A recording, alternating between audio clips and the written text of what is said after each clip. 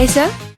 मेरा एक क्वेश्चन है कि अगर मेरा कोई स्किन केयर ब्रांड मुझे बनाना है तो मुझे खुद के ही कोई प्रोडक्ट लाने चाहिए या मुझे सोर्स करने चाहिए प्रोडक्ट्स स्टार्टिंग में।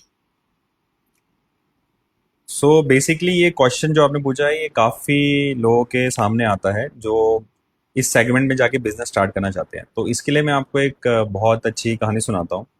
ये है 2.5 साल पहले की स्टोरी, जिसमें एक क्लाइंट हमारे पास आए थे। उन्होंने हमको इंस्टाग्राम पे ढूंढा था और उन्होंने हमें अप्रोच किया कि मैं कॉस्मेटिक ऑर्गेनिक कॉस्मेटिक प्रोडक्ट और ऑर्गेनिक फूड्स में, पैक्ड फूड्स में कुछ बिजनेस प्लान कर रहा हूँ। तो मेरा लोगो रेडी है, मेरा ब्रांड रेडी है, डिज़ाइन। और तो आप इसमें इस बिजनेस को कैसे मेरे को डिजिटल पे लाके दे सकते हैं और आप वेबसाइट्स में मेरी कैसे हेल्प कर सकते हैं, इस तरह से क्लाइंट ने हमें अप्रोच किया था। सो क्लाइंट ने जो हमें ब्रीफ किया स्टार्टिंग में कि मैं काफ़ी सारे मैन्युफैक्चरर्स हैं जो ऑर्गेनिक प्रोडक्ट्स, फूड प्रोडक्ट्स बनाते हैं एंड स्किन केयर प्रोडक्ट बनाते हैं, मैं उनको अप्रोच किया है। वो मेरे को बल्क रेट है वो देंगे और इन प्रोडक्ट के साथ मैं बिजनेस स्टार्ट करूंगा। लेटर ऑन मैं, जब ये बिजनेस थोड़ा सा मेरा ग्रो हो जाएगा तो मैं अपने खुद का कुछ ब्रांड्स लेके आऊंगा पैकेजिंग, बट अभी मैं एक ट्रेडिंग बिजनेस करना चाहता हूँ, ये मेरा प्लान है। सो मैं ठीक है। तो we made a strategy and everything. हमने उनसे शेयर किया कि हम इस तरीके से आपका वेबसाइट बनाएंगे, आपके प्रोडक्ट्स डालेंगे उसमें और we will start selling that product. Okay. Onboarding हुआ, हमने काम स्टार्ट किया। अब एज एवरीवन नोज, जो फूड प्रोडक्ट है, cosmetic product is highly competitive market online, right. तो हमने उसमें वर्किंग स्टार्ट किया। 2-3 महीने हुआ था तो हमें क्लाइंट के साइड से एक आया मैसेज या कम्युनिकेशन कि I am planning to start और open a showroom, a shop in Lucknow. Okay. So basically client from Lucknow only.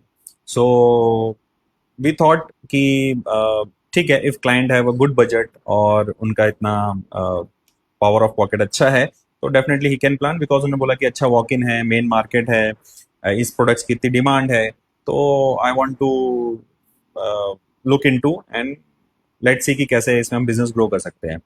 तो क्लाइंट ने एक अच्छा खासा, you can say it's around like 30 to 40 lakh रुपए का पूरे उस बड़े शोरूम में इन्वेस्टमेंट किया with full furniture, branding and जितने भी प्रोडक्ट्स उनके पास थे वो सारे प्रोडक्ट उन्होंने उसमें डिस्प्ले किए। And it was like premium showroom, not like normal one in the basic. So अब क्या हुआ कि जहाँ पे हमारा हमने बिजनेस ऑनलाइन मार्केटिंग स्टार्ट किया था, ब्रांडिंग स्टार्ट किया था, एड स्टार्ट कर रहे थे, क्लाइंट का जो ये था फोकस वो डाइवर्ट हो गया काफ़ी, क्योंकि उस जगह का रेंटल भी था एवरी मंथ। वहाँ पे 3-4 एम्प्लॉयज़ भी थे, सॉफ्टवेयर्स भी लगाए थे, प्रोडक्ट्स भी थे। तो एक एक फर्स्ट ये हुआ कि क्लाइंट का फोकस डाइवर्ट हो गया, वो उसके बारे में ज़्यादा फोकस करने लग गए। So when we ask for lots of thing like influencer marketing करना है, एड बजट और बढ़ाना है और इस तरह के चीज़ों पे वर्कआउट करना है, तो हमें इस पे बजट चाहिए, चीज़ें चाहिए, बट वो सेट कि अभी इस पे आप चलने दो, पहले मेरा एक स्टोर पे आने दो, वॉक इन, वहां से कुछ बिजनेस आने दो, राइट। सो इस तरीके से हमें थोड़ा सा इश्यूज हुए। तो ये एक थोड़ा सा समय गया, वी वेटेड कि क्लाइंट का वो थोड़ा सा चलेगा, वो अच्छे से होगा।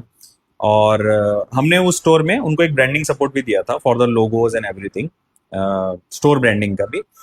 तो फिर कुछ समय बीता तो क्लाइंट ने हमसे, हमने पूछा क्लाइंट से कि, तो क्लाइंट ने बोला कि अभी हमारे पास एक और चैलेंज आया है कि जो प्रोडक्ट्स हैं इनका एक एक्सपायरी डेट भी होता है, तो हमें जल्दी इसको सेल करना पड़ेगा।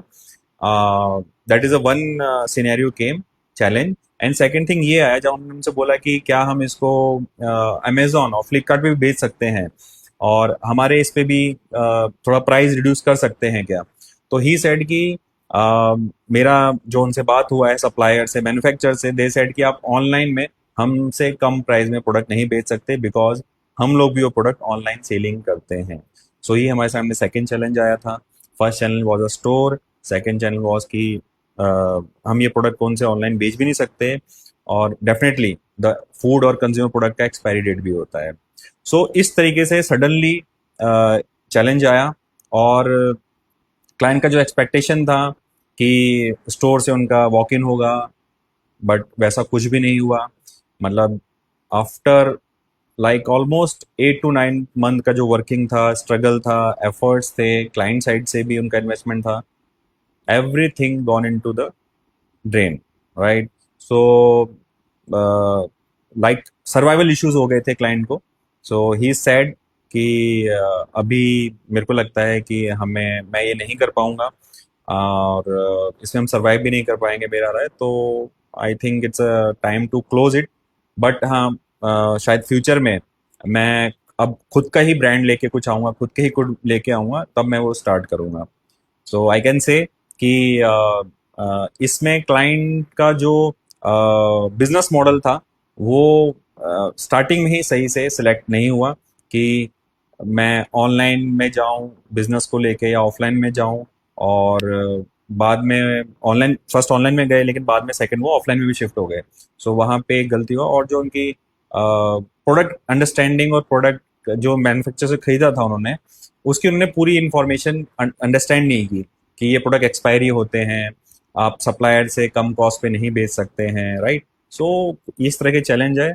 सो आई कैन से क्लाइंट का इतना मतलब कैपेसिटी था कि वो बिजनेस को हैंडल कर पाए और इतना लॉस हैंडल कर पाए, otherwise it is not possible for everyone to that kind of loss. So I can say कि अगर आप बिजनेस में जा रहे हैं किसी भी कॉस्मेटिक में या फूड प्रोडक्ट में, ऑर्गेनिक में, तो आपको गो टू मार्केट स्ट्रेटेजी और प्रोडक्ट का रिसर्च अंडरस्टैंड करना बहुत जरूरी है। उसका आपके पास पूरा अंडरस्टैंडिंग होना चाहिए बिकॉज ये हाईली कॉम्पिटेटिव मार्केट है। So that is a today story, hope you like it. Okay sir, तो आज की कहानी के दो कंक्लूजन निकलते हैं। पहला ये, जब भी आप किसी कंज्यूमर प्रोडक्ट की ट्रेडिंग कर रहे हैं तो उस कंपनी से आपको दो चीज़ कंफर्म करनी चाहिए। पहला, उस प्रोडक्ट की एक्सपायरी डेट क्या होगी। सेकेंड ये कि उस प्रोडक्ट को हम उनसे कम प्राइस में सेल कर सकते हैं या नहीं। सेकंड कंक्लूजन ये निकलता है, जब भी आप कोई बिजनेस स्टार्ट कर रहे हैं तो एक साथ ऑनलाइन एंड ऑफलाइन नहीं जाना चाहिए। पहले आपको एक प्लेटफॉर्म ट्राई करना चाहिए, अगर वो स्टेबल होता है, आपको सक्सेस देता है, तभी आपको सेकंड स्टेप पर जाना चाहिए। Thank you so much sir for sharing such a knowledgeable story.